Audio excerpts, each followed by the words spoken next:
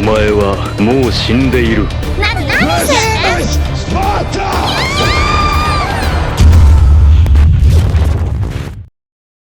Hey, what is up guys? Gitarok here, welcome back to another Brave 9 video. Okay, so we need to talk about Helga, man. Like, I haven't been stressing much enough on her. I know, it's my fault. So I didn't really push much players regarding her. So hopefully this video will be able to educate most players regarding her. Alright, we're gonna talk about Helga specifically. Okay, if you don't know who Helga is the magician that dethrones Natus in Korea server right now. Alright, she dethrones Natus at first place.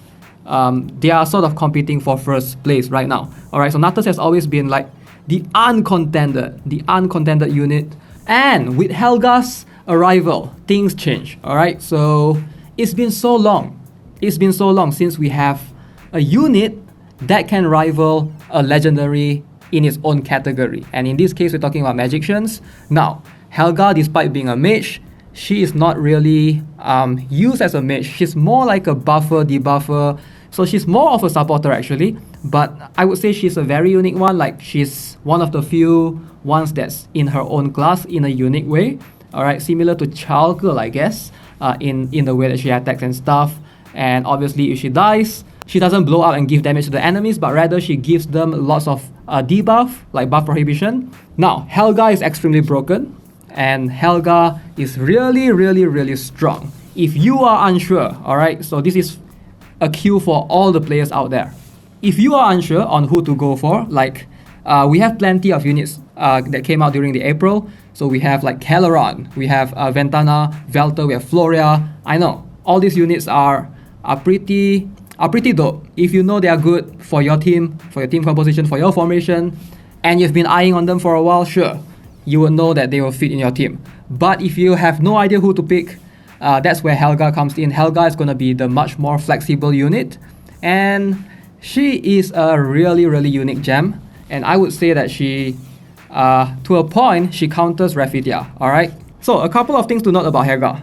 Before the Octo updates, Helga was there in Korea server.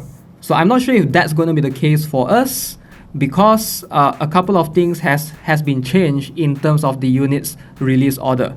Alright, so it might not be the identical order from the Korea getting their companions and for us getting ours as well. It might not be the exact 100% same. There's a couple of changes, like for us we are getting Ventana way later on. I think for them they got it immediately after the Yuri update, and for them they have like more time span in between the release of the new units. With Helga's arrival, lots of things will change. Alright, so lots of units that are good will no longer be good, so you have to keep that in mind. So if you are thinking about stuff like Rafitia, for example, she's still solid if she buffs the unit first, but what Helga does is Helga will give the enemy buff prohibition. So in that terms that Rafitia cannot buff the opponent if Helga dies, it's a very unique concept. She's sort of like a suicide bomber in a way, where if she gets hit, she explodes, enemies will get debuffs, and your units will receive buffs. Now her buffs are pretty insane. I'm really excited for her buffs. Her buffs literally made Alec one of the best units, one of the best 6 devils basically, because one of her buffs actually gives every single unit 100% stats. Alright, so you know what 100% stats does? Everything, excluding HP, alright? So you're gonna get 100% more crit rate, you're gonna get 100% more crit damage, basically everything, including 100% defense. Yes, so if you have units that do not have 100% defense, Helga will help your unit to achieve that if she dies in the process. Alright, so Alec is gonna be so useful during the Helga patch when she comes, because even with the 100% defense, Alec can get rid of everyone easily. And yes, debuff, buff prohibition from Helga really hurts lots of units. Alright, most units can't really stay in the meta that well, because there are plenty of units that needs buffs. I mean, whether you like it or not. If you have Christina, she really needs buffs, at least 1 or 2 buffs depending. Dalvi will at least need 1 buff. Yuri, most of the time she won't require much buffs if you have her at higher stage, a higher skill level at plus 14 or something, but she will need at least 1 buff as well. And the only few units that don't really need much buffs will be Angelica, Adin at round 2 onwards, obviously, because Adin can stack up the damage throughout in a number of turns. But obviously, Adin without buffs will be really lacking in damage as well. So lots of units will be rendered useless, lots of warriors specifically. So most warriors that relies on having lots of stats, from the buffs might not work anymore. So which is why Helga is a very strong counter to a lot of supporters, not just Rafitia in general. In fact, with Helga's presence, some of the higher tier players, like in the arena ranks, they might even let go of Rafi and just build Belial or something instead.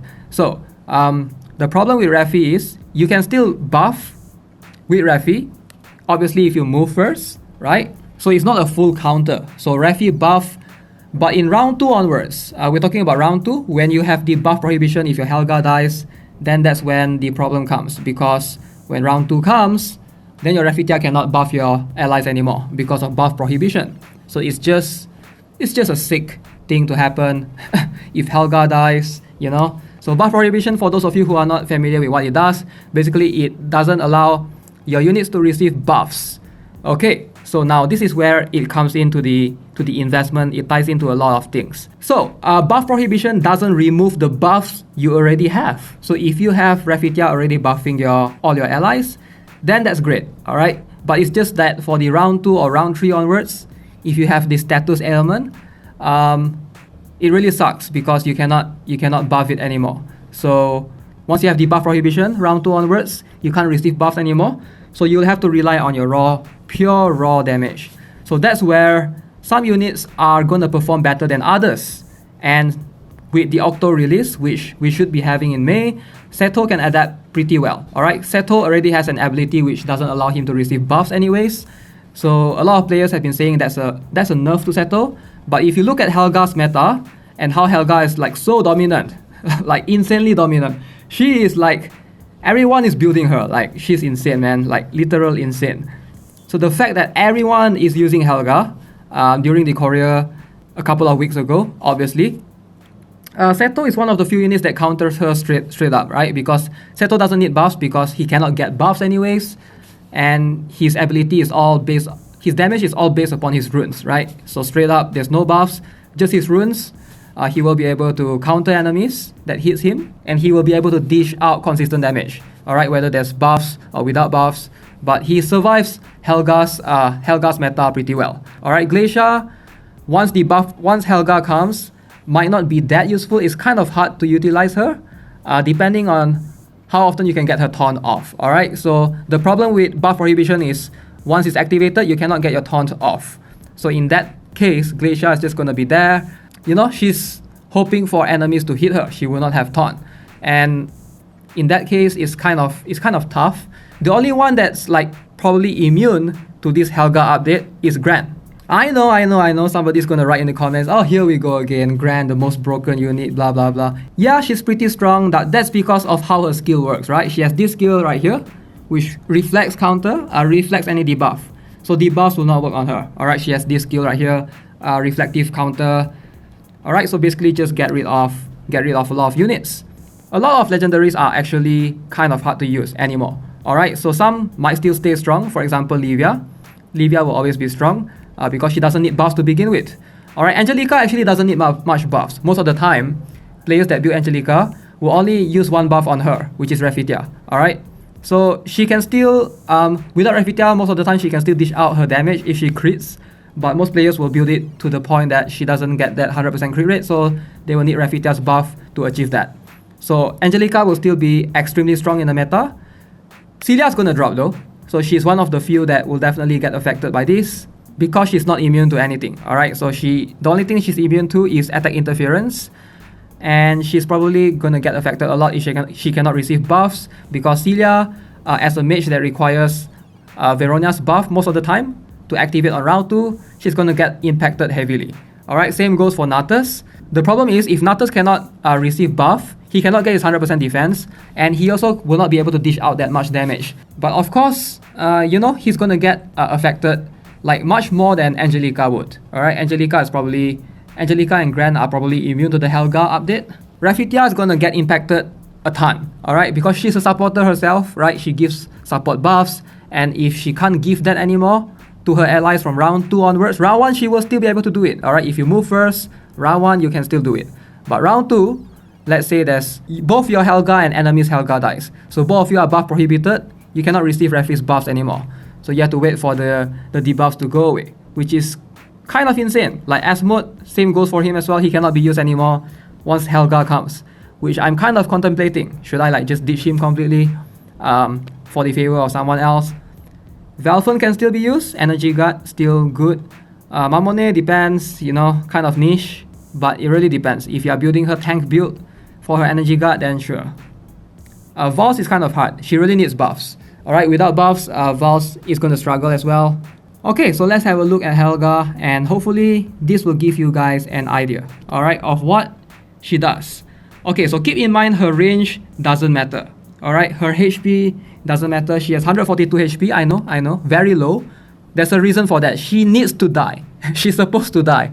Alright, if she can die, she has done her job. Alright, she can, basically when she explodes, she will receive these buffs and debuffs. Okay, so we're going to focus from plus 12 onwards, because at plus 10 and below, so plus 11, so her first skill, high power permanent, pretty cool skill.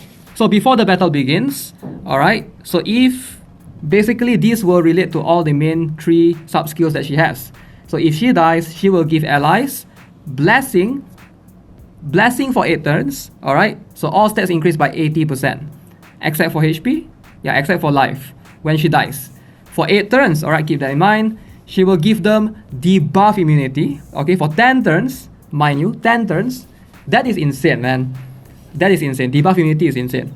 And then purification as well. Alright, she will give them purification, something that Rafitia already has when she dies. Alright, so all your effects will be purified immediately.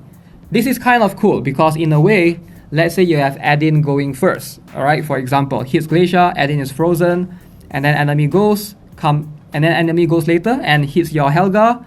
She dies, she purifies Adin of the freeze right there. Very useful in that kind of scenario. So plus 11, what else you get from this is where it affects the enemies. Alright, if she dies, she will, number 1, curse the enemy. Alright, so all stats except for health reduced by 65%. She will, okay, buff prohibits them for 16 freaking turns. Alright, 16 turns is a lot. I thought it was 8 turns. 8 turns is the buff. 16 turns is the debuff. The buff prohibition. So Rafitia is going to be rendered useless perhaps until round 3, which is kind of insane, depending on at what turn did Helga died right there. So there's a lot of strategy involving this. And then her awakening skill is basically like a suicide reflective counter if she gets attacked. So at plus 15, this is where this skill gets upgraded. Alright. So 100% stats to everything that you have. So you get 100% defense, you get 100% more attack, you get 100% crit rate, 100% crit depth, everything. Alright, except for health. Crazy. Debuff immunity 10 turns and immediate purification. So that's the main difference between plus 15 and plus 11. Okay. Oh, you don't get much until, so plus 6. Okay, so I guess it's plus 6 that you get the 80%. Alright, interesting. So plus 15 you get 100%. That 100% might actually be what you need depending on what you're using, right? So 100% defense is very cool for lots of units actually. Like you can easily just bring like a Taylor, for example, and she's gonna be usable right now in the meta because of Helga. Like if you have Helga, so now she's gonna be more usable. Now, something that I would like to point out is the ability to curse the enemies. Alright, so this is something that a lot of units are actually not immune to. So you have to keep in mind. So I know Adin is immune to stats weakening, so this will not affect Adin. But someone like Alec, enemy's Alec might get affected. Alright, something like enemy's Celia will get affected. Yeah, so plenty of units they are not immune to debuff. Yuri will get affected for sure. Same goes for Christina. Like just plenty of warriors in the meta right now, they are actually not immune to debuff. Alright, they are just immune to certain things. So it's going to put a lot of units out of the meta immediately. So it's kind of hard in a way to survive, I feel. Alright, so granted, the Octos will come later. Supposedly in the Korea meta, Helga came first and then Octos came later. And most of the Octos sort of counter her in a way. Seto sort of is a direct counter to her. Like, in fact, they literally made Seto the way that Seto is just to counter her, I feel. Because like Seto is like, won't get affected by her at all. Which is kind of cool because Helga is so freaking broken. Like, she is so broken. Insanely broken. Alright, now, this is where it gets confusing a little bit. Lots of players have been asking that they want to build Ventana. So I will have a video on that later. But keep in mind that Helga can render Ventana useless. The reason is, Ventana usually doesn't die if she can reach 100% or 95% defense, I think, when she attacks. But with Helga's existence, because of this buff prohibition skill, Ventana will die to reflective counter. So you have to keep that in mind. So yeah, Helga is extremely broken. Extremely broken. I'm glad they didn't give her the ability to taunt. Alright, they gave her this skill so that she cannot receive buff and debuff at the same time, which is cool. Imagine if Helga can receive taunt. So that means, in Guild Wars you're gonna be fighting through cancer, man. Like, what?